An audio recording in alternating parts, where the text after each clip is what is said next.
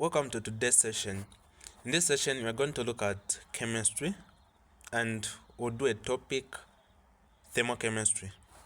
For us to better understand what thermochemistry is, of course, it is a very simple but interesting topic. We need first to break it down, okay?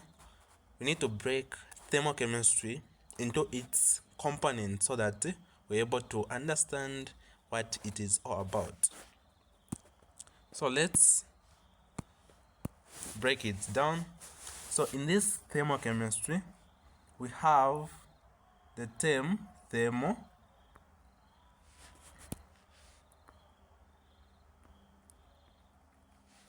we also have chemistry. So what is thermo and what is chemistry? So thermo is just a term which means heat, okay? Then chemistry say it is the study of matter and its properties and how it relates to the energy changes. So it's the study of matter, its properties, and how it relates to what? To energy. That is chemistry. Okay, so let's now combine these two terms, heat and also the study of energy changes or matter. Okay, so as for us to understand the meaning of thermochemistry, so from that rationale we can basically say thermochemistry is just the study or the branch of chemistry which deals with the heat. We are talking about the thermo, okay? Then and the enthalpy changes. Enthalpy change, we are talking about the energy changes which occurs in chemical reactions. Okay, so you can also define this term thermochemistry as the branch of chemistry which focuses on the exchanges of energy between the system and its surrounding. So basically we are just talking about the change in the energy, the exchange of the energy in the surrounding and also the system, okay? Or the heat or the enthalpy change which is being released or absorbed between the system and its surrounding. So that is basically what thermochemistry is all about. Okay, now let's look at the two important aspects we are able to notice in that definition. So we are simply talking about the heat and the enthalpy change.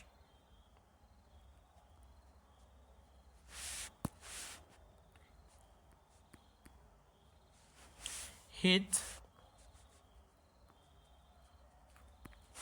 and enthalpy change. So we have heat and enthalpy change. What is heat? Heat, we say heat is just a form of energy. Okay, then what is enthalpy? What is enthalpy change? So enthalpy change is simply the sum total of the energies on the product, okay, and subtract the sum of the energies on the what reactant. In short, enthalpy is just the difference between the total energies or the total enthalpy of the product. So we're saying difference of enthalpies. The difference of enthalpies between, it should be between reactants and products. So basically that is what is known as enthalpy change, or you can also say it is just amount of it absorbed or evolved in a chemical reaction, and this must be carried at constant temperature, okay, and at constant pressure.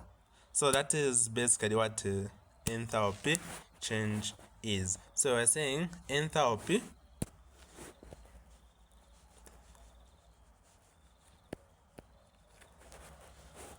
change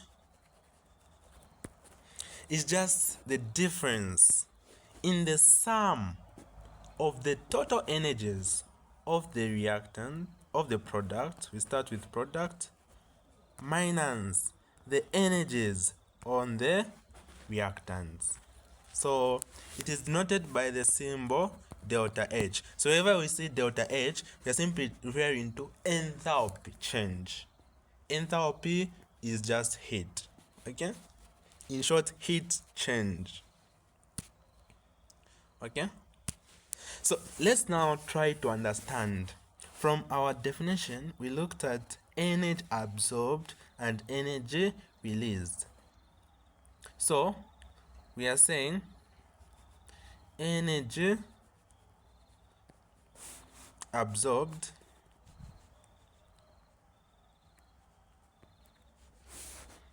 and energy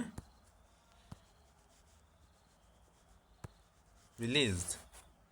So when you're talking about energy absorbed and energy released, this takes us to what is known as endothermic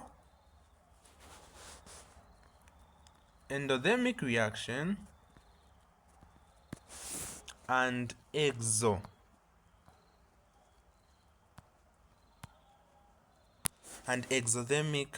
reactions. So what are endothermic reactions? Endothermic reactions are simply reactions which absorb heat energy from the surrounding. Endo means inside, okay? Endo, we are talking about something inside, so it is absorbing heat energy from the surrounding into its system, inside its system. That is simply endothermic. Then when you're referring to exo means outside. So exothermic reactions, these are reactions which give out heat energy to the surrounding, okay? I believe we understand that. So what happens to a system once it gains heat energy? So we are referring to endothermic. So what happens to a system when it gains energy? That is endothermic reaction. So when a system gains energy, when something gains heat energy, what will happen to it? So it increases, okay, in its energy content. So energy content increases.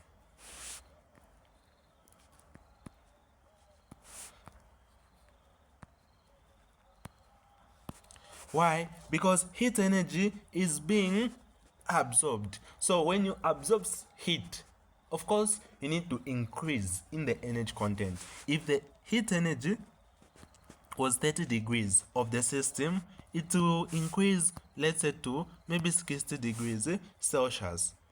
I mean, if this is the temperature rather, but if the heat energy was to be, let's say, if it was to be 30 joules, okay, if it was to be 30 joules, the heat energy would increase maybe to 50 joules. So this is what happens in endothermic reaction. Now before we can look at exothermic, let's look at the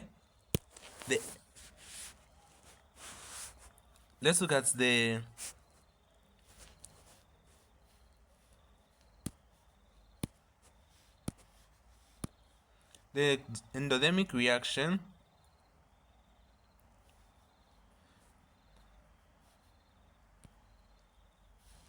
Okay, let's look at endothermic reaction. Okay, so we have this enthalpy diagram for endothermic reaction. So we can have, for example, let's say calcium carbonate breaking into calcium oxide plus carbon dioxide. We have this reaction. To show that there is heat energy there, we say delta H there. Okay, so calcium, this is simply limestone. Calcium carbonate, it is simply limestone. Then this is calcium oxide, is simply quicklime. Then we have carbon dioxide, also known as carbon dioxide. Okay, so for this calcium carbonate, which is in a solid state, for it to be broken down, it needs heat energy. So as it is, for it to be broken down into calcium oxide and what, carbon dioxide, it needs, of course, heat energy. So energy has to be absorbed for it to be broken down. So this is an example of an endothermic reaction. This is an example of an endothermic reaction. Now let's try to understand the enthalpy change, the enthalpy diagram of an endothermic reaction. So we can have this diagram here. So we have this diagram.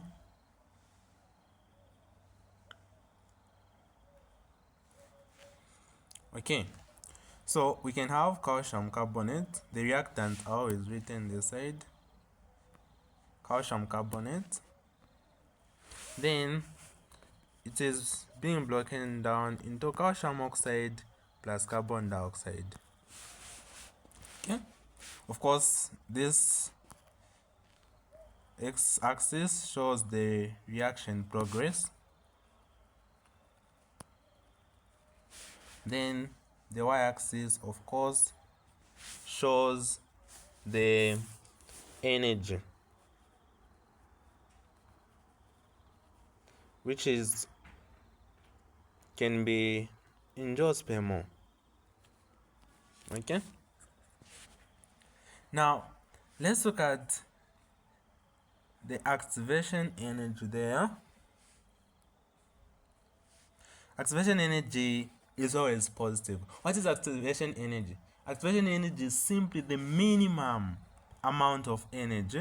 It is denoted by E with a subscript A. It is just the minimum amount of energy which is required for a reaction to take place or to start or to occur. So the minimum amount of energy is what is known as the activation energy.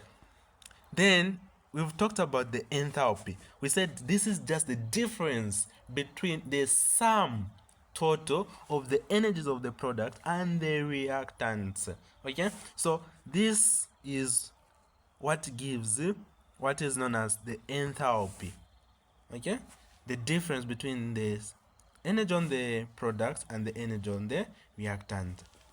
Okay, so in this scenario, if we try to find the activation the enthalpy change, we'll discover that the energies of the product, the energies of the product there are at a higher energy level than the reactants there. So if we subtract product total energy minus reactants total energy, we'll find that since the products are at a higher energy than the reactants, the value for delta H will be positive.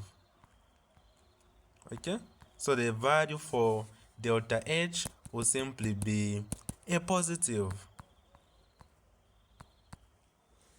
So this one gives a delta H which is positive, endothermic.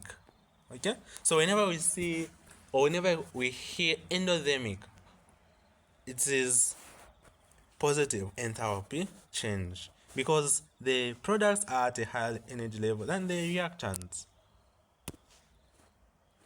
Okay, so we can say that energy of the product is greater than the energy of the reactant. This is for endothermic, and the delta H will simply give a positive value. Then let's look at exothermic.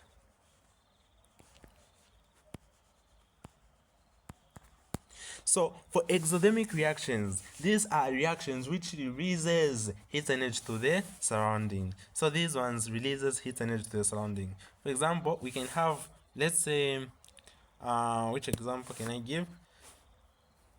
Excuse me. So let's say we have maybe methane CH4 plus, let's say, oxygen, giving carbon dioxide plus water. We will discover that most of the combustion reactions, this is a combustion reaction, are exothermic. Okay, they release heat energy to the surrounding. So when you're talking about this kind of reaction, if we try to draw the enthalpy diagram for this kind of a reaction, it will be like this.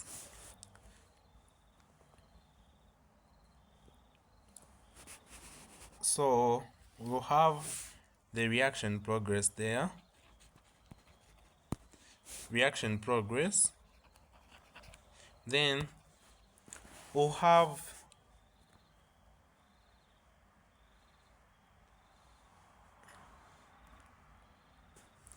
okay, let me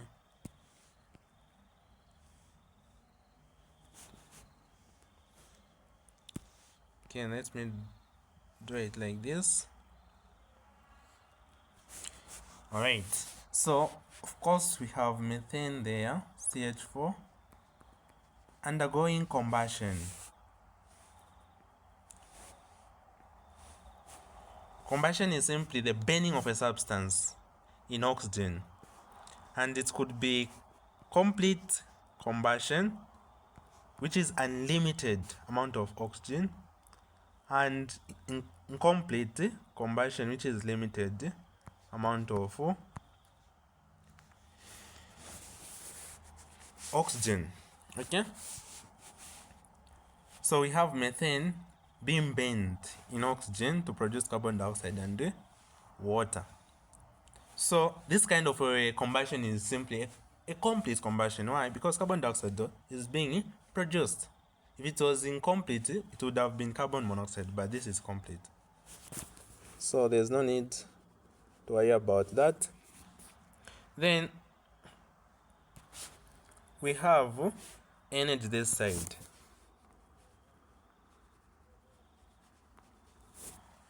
Okay, the activation energy is always positive. So this is the activation energy denoted by E subscript A. We said that's the minimum amount of energy required for the reaction to occur. Then this is the delta H. Okay, this is delta H. So delta H is what we are calling the enthalpy change, the difference in the amount of heat energy of the product and the reactant. And we can see that the products are at a lower energy level than the reactants. Okay, if we try to calculate the enthalpy change, we discover that since the energy of the product is less than the energy of the reactant, we'll find the delta H, which is equal to product minus reactant. It will give a negative. Value. So because it is giving a negative value, that is exothermic. It shows that heat energy is being released to the surrounding. So basically that is what you need to understand about exothermic and endothermic. And we can say that the energy of the product are less than the energy of the reactant. And we can find the delta H. The delta H, since the product minus reactant, the product are at a lower energy level than the reactant, we'll get a negative value. Excuse me. Okay, now let's look at the types of systems. Types of systems. Basically, we have three types of systems. We have what is known as an open system. What is an open system? For example, we can have this system. So, an open system. In an open system, what happens in an open system? Okay? So, what you need to understand is that in an open system, both energy and matter are exchanged.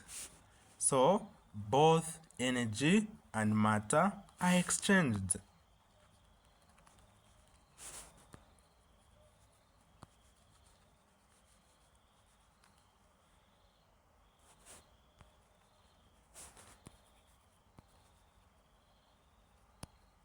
That's very important to understand.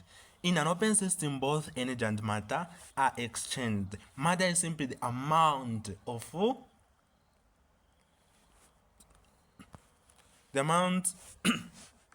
matter is simply the amount or anything that contains what? Space and has mass. Okay? That is simply matter. Anything or the amount of mass in a substance and the volume it takes. Okay? Anything that has mass and has volume, or it occupies space, that is simply matter. Then let's look at another type of system. We have what is known as a closed system. Let's look at a closed system. I can give an example of this. So this system is closed. There. So in a closed system, is energy exchanged? Yes. Energy is exchanged. Excuse me for that. So energy is exchanged. Energy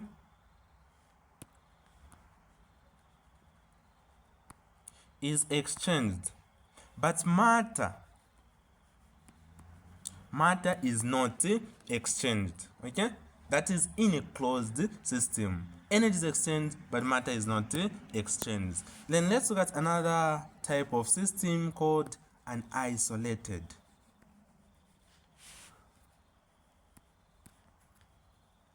In an isolated system, we can have a system like this. Okay? For an isolated system, energy is not exchanged. Energy is not exchanged. What about matter? Matter is also not exchanged. Matter is not also exchanged. So basically that is what you need to understand there. Then let's look at internal energy of the system. Internal energy of a system. Okay? So internal energy of the system is basically the heat energy or the energy added to the system and the work done on the system or by the system. So it can be on the system or by the system. Okay? Excuse me for that. So internal energy is calculated as, so E, delta E, showing internal energy, is simply Q. So when you're talking about heat energy, I mean work done on the system. Work done on the system meaning that the work done will be positive. So it will be internal energy is equal to energy added to the system plus work done. This is on the system. Okay? Work done on the system. But let's look at another scenario whereby the work is done by the system. So for that scenario, internal energy will be equal to energy added to the system minus work done by the system. So this is by the system. Okay, let's understand something here. We need to understand that the energy, okay, added to the system, which we are calling Q. Okay, let me use a small letter. I use the small letter. So the energy added to the system and the work done on the system. These two things are state functions. Okay? What is a state function? A state function is simply a property that depends on the current state. Okay? A property that depends on the current state of the system and not how the system reached that state. That is a state function. So you discover that the heat energy added to the system and the work done on the system or by the system, they are state functions. They are the property that depends on the current situations. They just depend on current situation, on the current state of the system and not how the system reached that state. Okay? For example, I can give an example of the mode of travel. The mode of travel, maybe from your home up to school, okay? From your home to university. The mode in which you traveled, okay? So it doesn't matter whether you came by bus, whether you came by plane, or whether you came by foot, or whether you came with by bicycle. It doesn't matter the mode of transport you used. But what matters, or what this university is much interested in, is that you are in school. So it doesn't matter the mode of transport you used. The mode of transport is none of their business, okay? The mode of transport doesn't matter. It's the matter, or what matters most is that you are here, you are at the university, you are in school. So it doesn't matter the mode of transport you use. So same applies to that state function.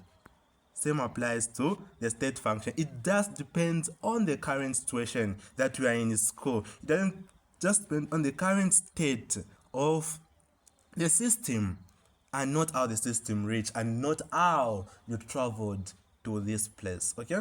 So that is known as a state function.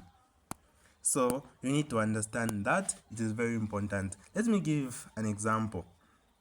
So let's say the energy added to the system, let's say it is 100, okay? The energy added to the system is maybe 100 kilojoules. Or let me use just joules, okay? The energy added to the system, the energy added to the system is 100 joules. And the work done on the system. So the keyword is on the system. The work done on the system is, let's say, 20 joules. Calculate the internal energy. So how do you calculate the internal energy? So delta E, we don't know. So this is what we are calculating. Okay? So how do you calculate that? So let's calculate that. So we know that internal energy is equal to the heat added to the system, the energy added to the system.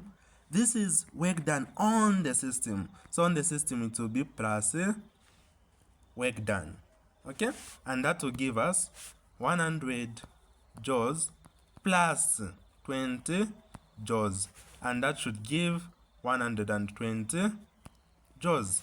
So that will be the internal energy. So if this situation was, let's say, by the system, okay, let's try that one.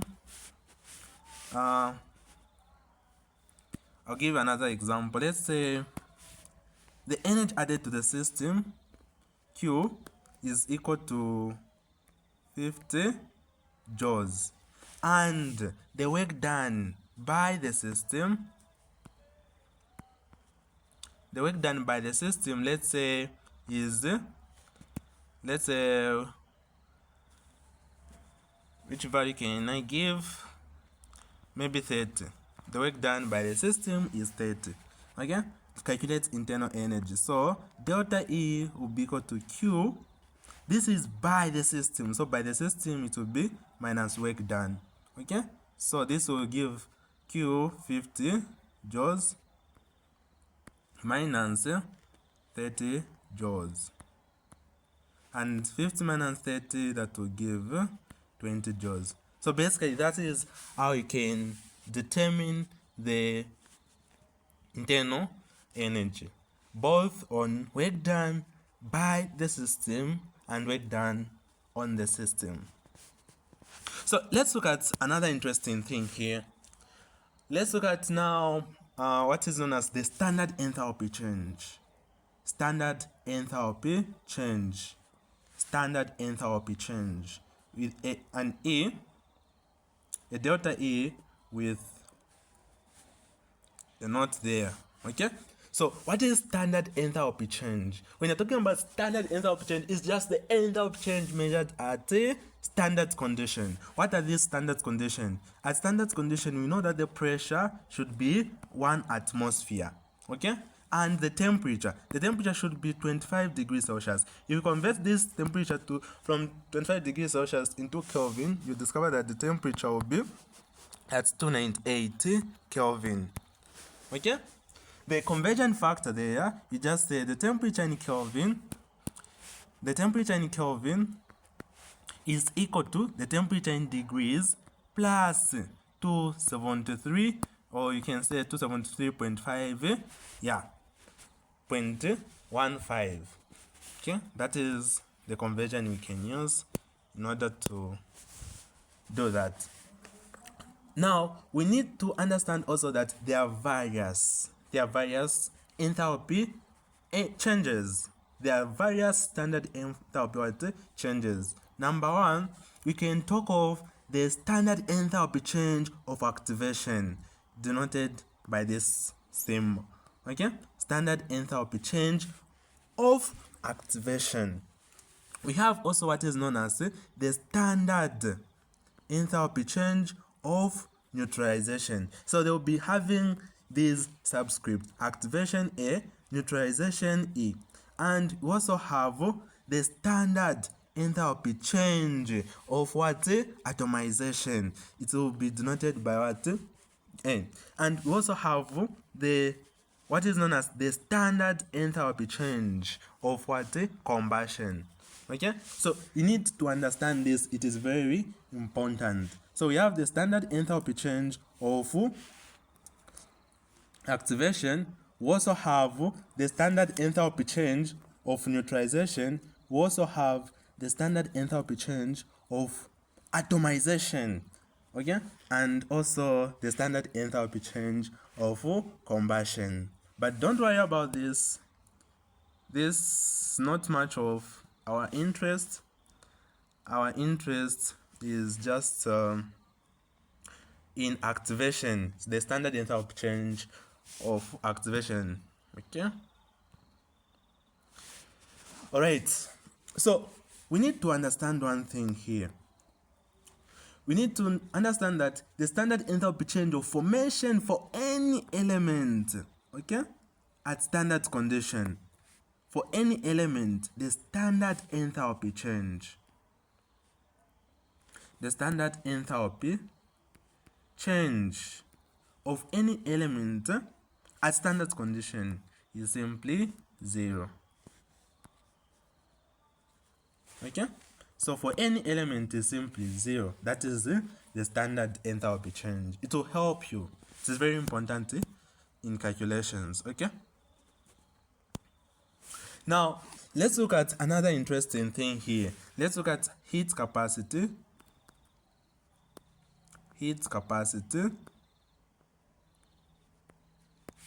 and calorimetry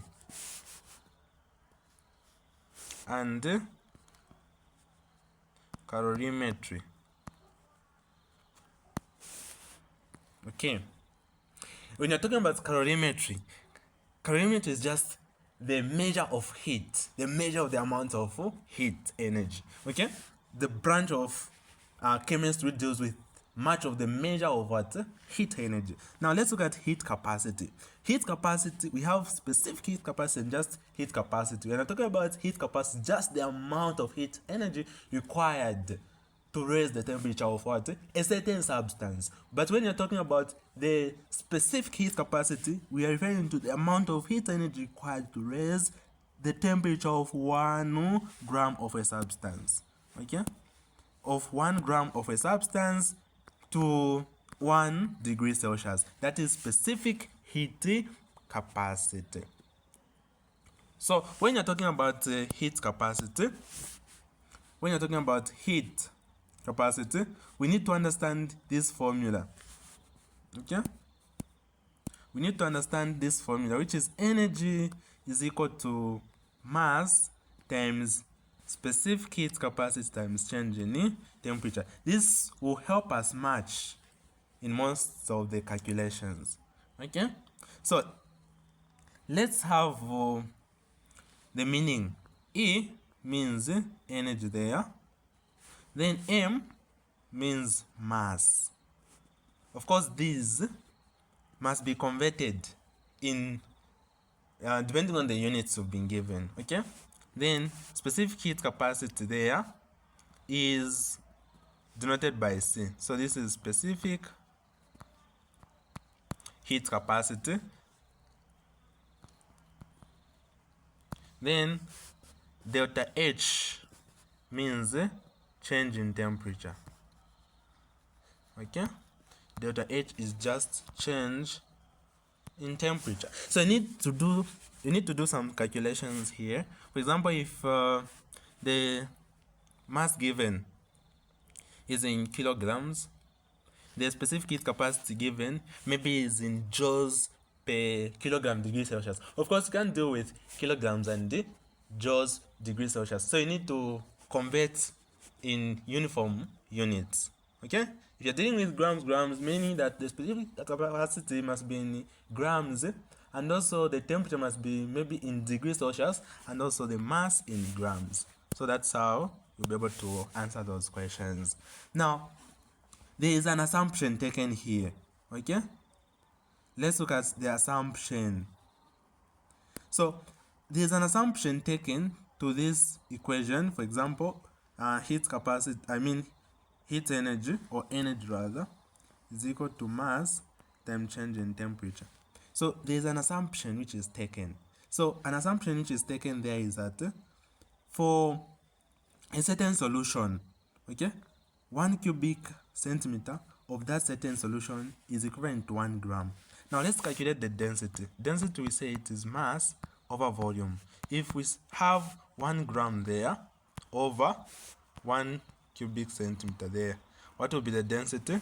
Our density will simply be 1 gram per cubic centimeter. So this is simply the assumption which is taken. Okay? The other assumption which is taken is that the specific heat capacity of the diluted solution is simply equal to the specific heat capacity of water.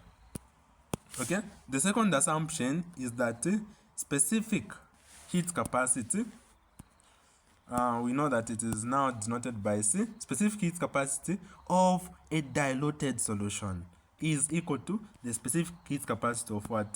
Water. So this is the second assumption which is taken when dealing with the formula heat energy is equal to the mass multiplied by the specific heat capacity multiplied by the change in temperature. For better understanding, let's look at an example. Let's have an example.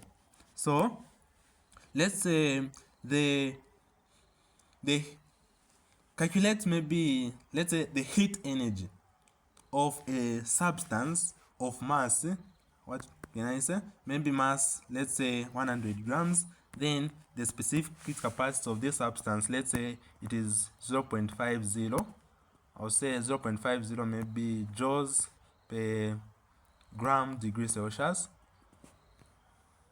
Okay, gram degree Celsius, and let's say the initial temperature there, what can I give? Okay, let's say the initial temperature was initially at 30 degrees, now it has been raised. The final temperature is now at 50 degrees. Then the ask you calculate the heat energy, the first thing we need to inspect the units. Are they uniform? We have grams there, we have grams there, we have degrees Celsius there, we have degrees Celsius. Then we are good to calculate this question. Okay, so what are we going to say? We're going to say the energy is equal to the mass multiplied by the what? The specific heat capacity multiplied by the change in temperature. Okay, so what will be the result? What will be the result? So let me wrap this.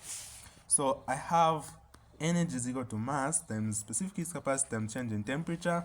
So the mass which was given there was 100 grams multiplied by the specific heat capacity we had is 0.5 joules per gram degree Celsius. Then the change in temperature, of course, was from 50 degrees, from 30 degrees to 50 degrees. So the initial, we say change in temperature is equal to the final temperature minus the initial temperature. The final was 30, okay?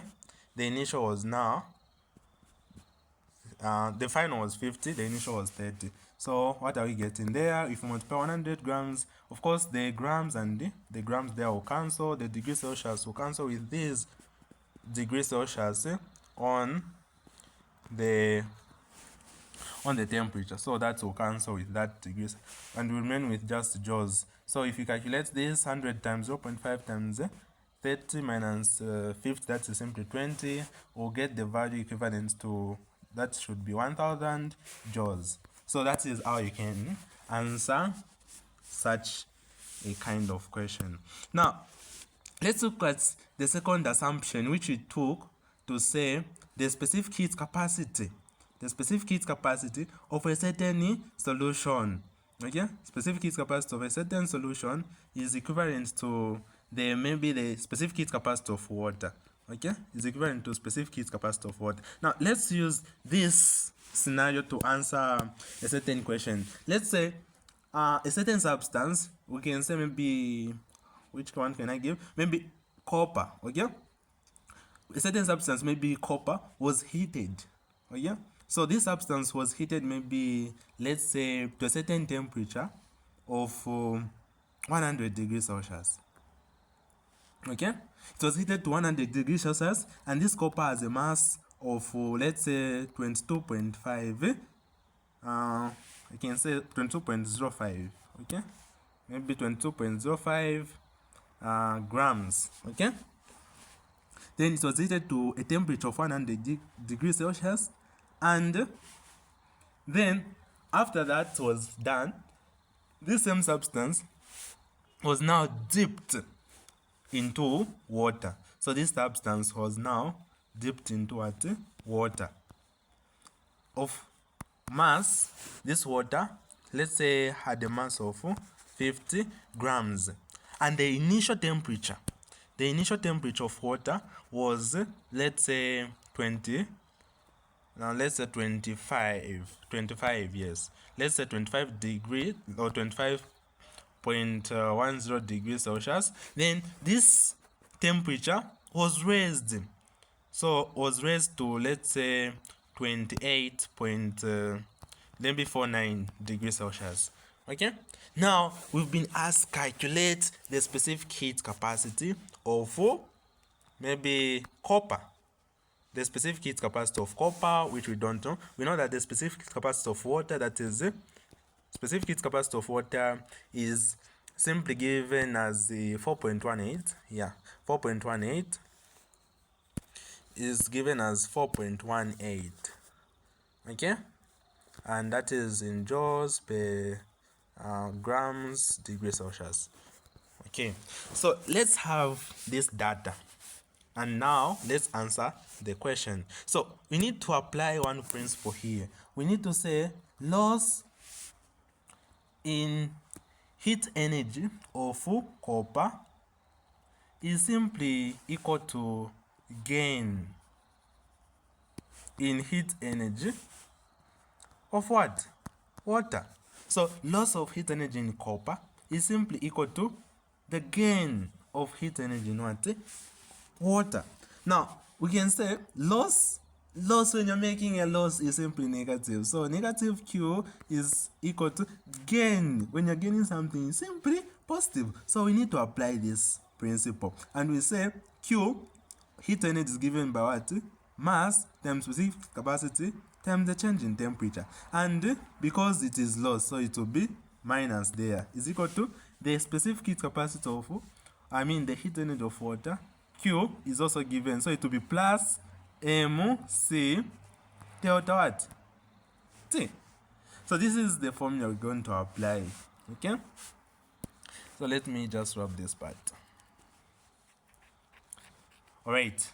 So let's apply now this formula. So we have negative, what is the mass of the copper? So the mass of copper was 22 point. Okay, let me just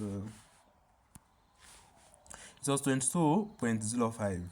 Okay, then multiplied by the specific capacity of copper. We don't know, it is the one we are finding. So multiplied by the temperature, the initial temperature of this substance, okay, was 100. Then it was dropped to 28.49. So we're going to say in final it will be 28.49 minus the initial temperature was 100.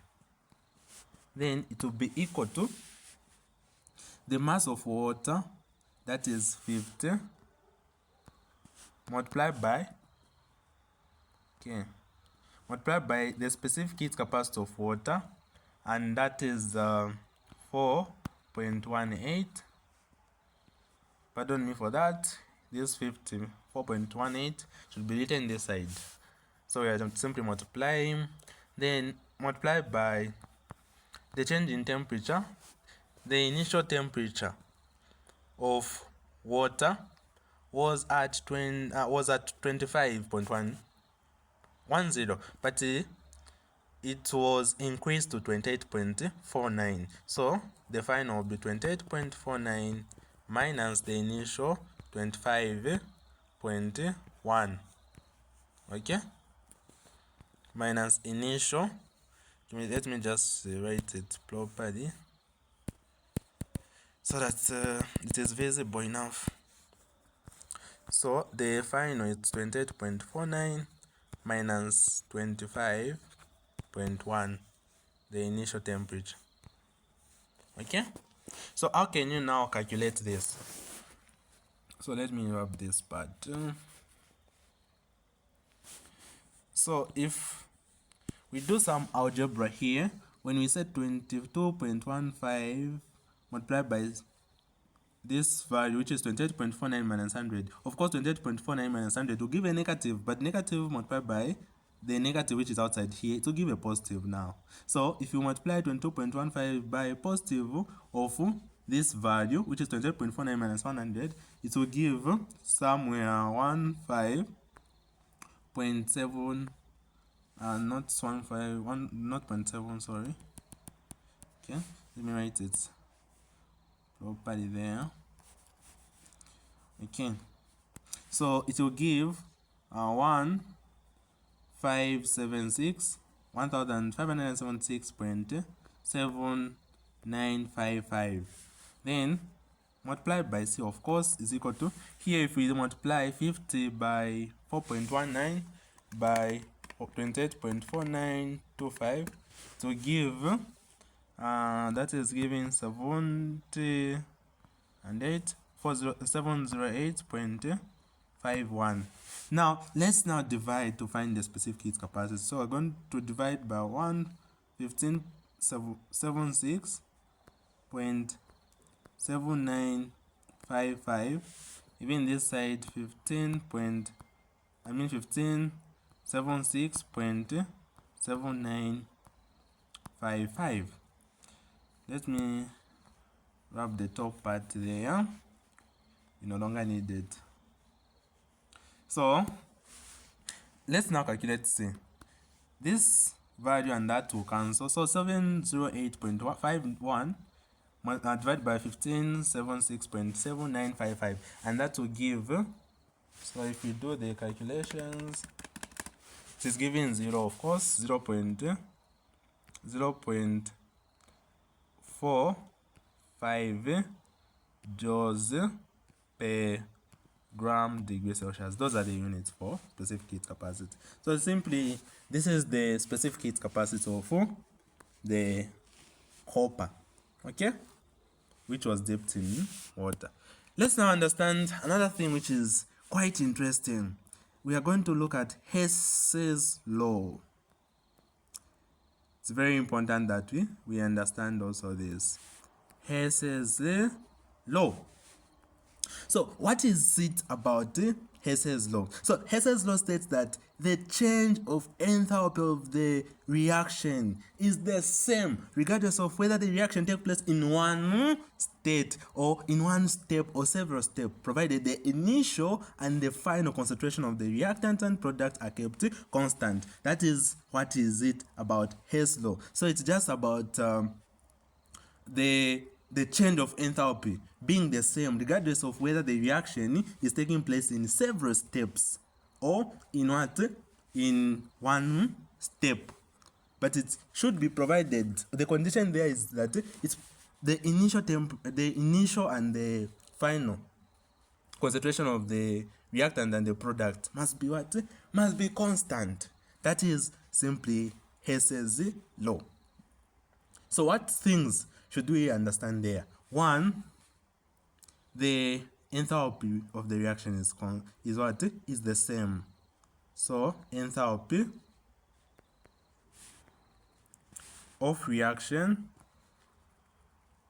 is same. Then what else? It doesn't matter whether the reaction is taking place in one step or several steps, but the condition there is that the final and the initial concentration of the reactant and product must be kept constant. So final concentration, if we have a reaction, let's say this is the concentration of A, the reactant, and B, concentration there. The concentrations of reactants, the concentration of A must be equal to the concentration of B. That is simply the condition given for Hess's law. Okay, so let me give you a scenario here, an example. Okay, we are saying Hess's law states that the change of the enthalpy of the reaction is the same regardless of whether the reaction takes place in one step or in several steps, provided the initial and the final concentration of the reactant and the products are kept constant. So I can give an example of the kind of food you eat. Okay, it's someone who has eaten beans or who eats beans every day, and that one who eats maybe beans, chicken, what else, sausage, fish. We know that beans contains proteins, and also chicken, fish, all those kind of food which contains a lot of oils, like maybe fish, kind of food like chicken contains proteins, fish contains proteins, and what else, sausage contains proteins. Those are simply proteins. So it doesn't matter whether you take or you eat fish or you eat beans,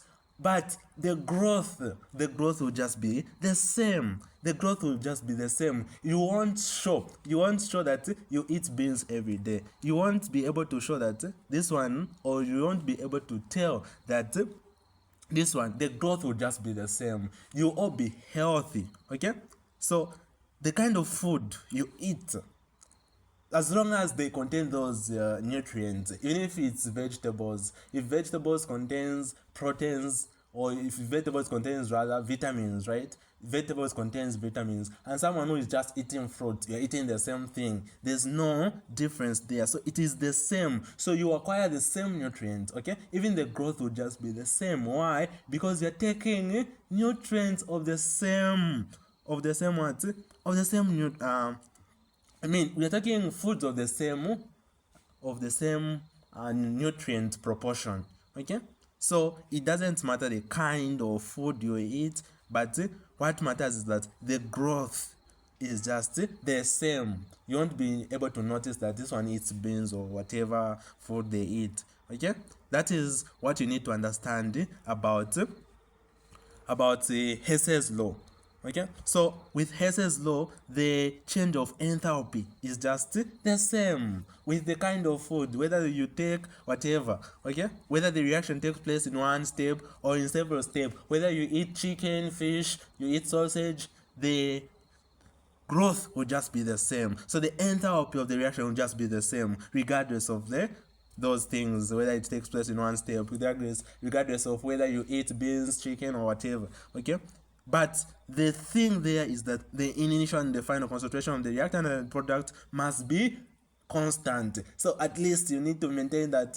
You need to maintain, if you're eating vegetables, make sure that you eat equal proportion of vegetables compared to the fruit of that eaten by that person. If you're eating beans, you need to maintain that at least the proportion of beans is just quite equivalent to that one who is eating what fish or whatever food they are eating. So that is just the condition there. Okay, but the nutrients you acquire are simply the same. There will be no change. Okay, this applies to Hess's law. There's no change in enthalpy. The enthalpy is just the same. So that is basically what you need to understand about Hess's law. Let me give you a diagrammatical representation. Let's say we have a reaction which is taking place from A to B. Okay, but this reaction decide to take this route. Okay, there's a direct route. This is what is known as the enthalpy change of the reaction.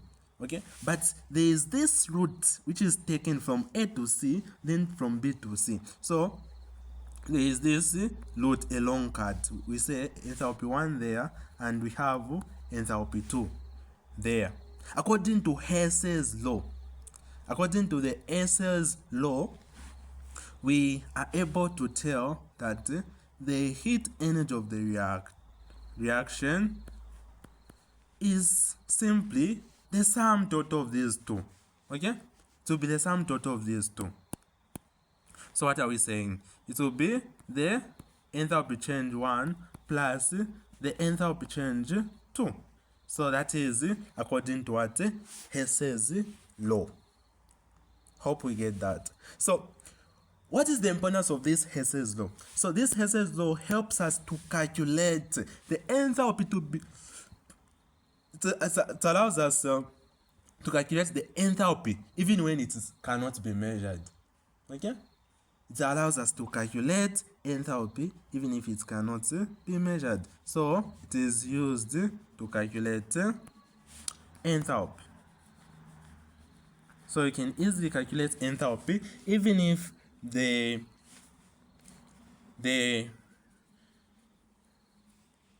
reaction cannot be measured. Okay, so what is the formula there you need to take home? Let's look at the formula you can apply under Hess's law. So the formula you can apply there is that the heat energy of the reaction is equal to the summation, okay, of the heat energy of formation on the product.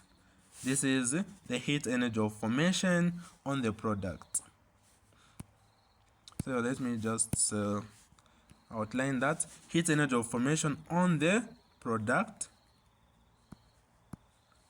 then minus the summation of the change. Of course, it should be change there. So summation of the change of heat energy of the reactant, and it should be the heat energy of formation. So I'll say F there, then I say of the reactants. Okay, we'll do various questions on the Hess's law on this formula and how you can apply it in the next part, in part 2 of the lesson. Okay, but let's look at another interesting thing here. Another interesting thing we need to understand is bond energy,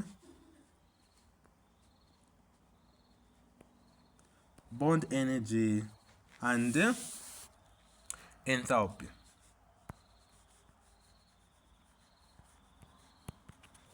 What is bond energy and what is enthalpy? Okay, so bond energy refers to the amount of energy released or absorbed when one more of that same substance maybe undergoes decomposition or whatsoever. So that is simply bond energy. Okay, so when you're talking about the bond energy and enthalpy, there's what is known as bond formation. You see, when something is forming, it does not need heat. Okay? In short, it has to lose heat. For example, when ice is forming from liquid water. Okay? Let's say we say when ice is forming from liquid water, what happens to liquid water? Liquid water has to lose. It loses what? Heat. It has to lose heat for it to form a what? A solid, which is ice water. Okay? So with bond formation, this is the understanding we must take here. So with bond formation is simply what? Exothermic. Have I loved that? Okay, so we are saying bond energy is exothermic. So this is exothermic. So because for a substance to form, it doesn't need heat. Heat has to be lost to the surrounding. That is exothermic. Then let's look at the opposite now, which we are calling bond. It can be called bond dissociation or bond breaking. Okay? Bond dissociation or bond breaking. So you're not talking about bond dissociation and bond breaking. This is for something to break. It needs heat energy, as we looked at earlier in the in few minutes of the time, where we had calcium carbonate, which is limestone, breaking down into quicklime, which is calcium oxide and carbon dioxide. We said there must be heat energy for it to break. So bond breaking needs heat energy, and something which needed heat energy we are referring to as endothermic. It requires heat energy from the surrounding in order for it to do what? For the bonds to break. Now let's look at the formula you need to apply here. Okay, there's a formula to calculate delta H. So when you're calculating delta H, of course, delta H of the reaction. Okay, so this is simply equal to the summation. It will be equal to summation of the heat energy of the bonds, heat energy involved in bond breaking. Okay, minus the summation of the heat energy involved in what? In bond formation, or bond formed rather. So basically you can apply this. Okay, so it is simply summation of the heat energy involved in bond breaking for us to determine the enthalpy change, minus the summation of the heat energy involved in bond what? Formation, or in forming the bonds. Okay, so on this one, let's have an example. I'll give an example of let's say we have hydrogen chloride breaking down into hydrogen plus chlorine. Okay, so let's say the bond energy between chlorine and hydrogen, let's say it is 431 kilojoules per mole. Then the bond between hydrogen and hydrogen, that is what value can I give? Okay, let's say 244 kilojoules per mole. Then the bond energy between Cl, let's say it is 436 kilojoules per mole. Now how can you apply that formula? How can you solve a question? So we are saying the bond energy we have been given, so the enthalpy is the one. Then we are told to calculate the enthalpy. Let me look at the previous question. Is it deleted? Okay, so it's deleted. Okay, so the enthalpy, we are saying for us to calculate the enthalpy of this reaction, we need to determine the enthalpy, the total energy involved in bond breaking minus the energy involved, the summation of the energy involved, its energy involved in bond formed or bond formation. So how can you calculate delta H in that case? So I'm going to say heat energy involved in bond breaking. When you're referring to bond breaking, of course you need to balance first that reaction. So it was HCl breaking into hydrogen plus chlorine. To balance it, you just add the 2 there, then it is balanced. Okay, so let me rub this part. So we now know the formula. So what is formed there? What is formed is simply the hydrogen and the chlorine, but what is being broken is hydrogen chloride. So we are safe to say delta H will be equal to, so you need to consider the stoichiometric coefficient, the numbers in front of the equation. So we're going to say 2 by the heat energy or the bond energy for HCl. So for HCl it was 431, okay, kilojoules per mole, minus for hydrogen to hydrogen that was 242 kilojoules, but we're going to add, because these are the ones which are being formed, we said bond breaking minus bond formation, so plus the HCl that was 436 kilojoules. So let's calculate now the delta H, the enthalpy change. Okay, so the enthalpy change will be equal to, if we calculate this, 436 times 2 times 436, that is giving 431, sorry, 431 times 431 times that is 2, it is giving 862, then minus 242 plus that is 436, it is giving 678. Now let's calculate the delta H. So delta H, enthalpy change, will be equal to the bond energy in the heat energy involved in bond breaking minus the heat energy involved in bond formation, and that is giving 862 minus 678. It is simply given positive, of course, 184 point, that is 184, just 184.0.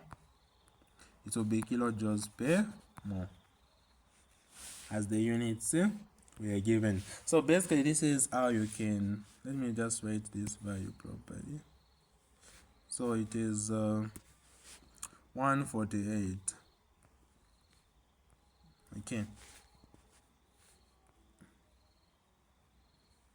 So it is 184, not 148, sorry. So it's 184.0 kilojoules per mole. So this is how you can calculate the heat energy, okay? The delta H, the enthalpy change of the energy given the bond formation, or given the bond energies in bond formation and the bond energies in bond breaking. So this is where this topic ends. The rest remaining is just to answer now, to apply this knowledge in answering exam questions. So in part 2, we're going to do now exam questions. So answer exam questions, some exam questions, just to cement the concept. Thank you for watching. Yours is a blessed day.